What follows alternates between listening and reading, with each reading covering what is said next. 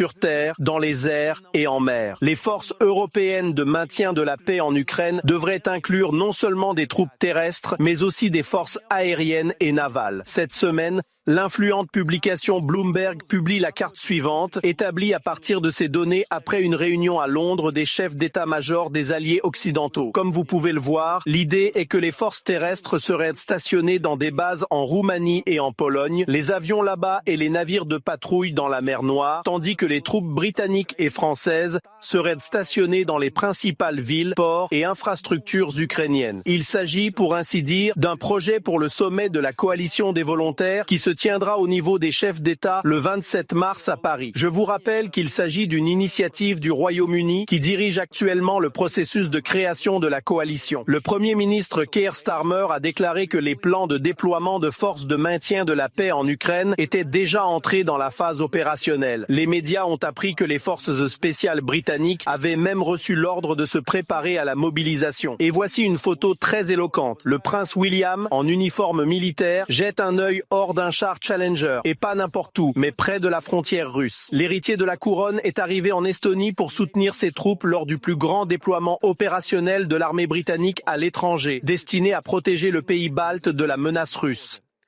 Lors de sa visite en Ukraine, le président tchèque Petr Pavel a déclaré que si une décision commune était prise concernant un contingent de maintien de la paix, les troupes tchèques s'y joindraient également. La Lituanie, l'Irlande, le Danemark, la Belgique et l'Australie partagent la même position.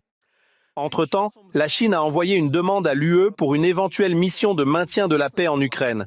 On continue de se concerter à Bruxelles, mais pense que la participation chinoise pourrait forcer la Russie à accepter des soldats de la paix. Cependant, ne nous laissons pas emporter. Pékin n'a que ses propres intérêts. Cette semaine, Taïwan a déclaré qu'elle voyait des signes indiquant que la Chine envahirait le pays dès 2027.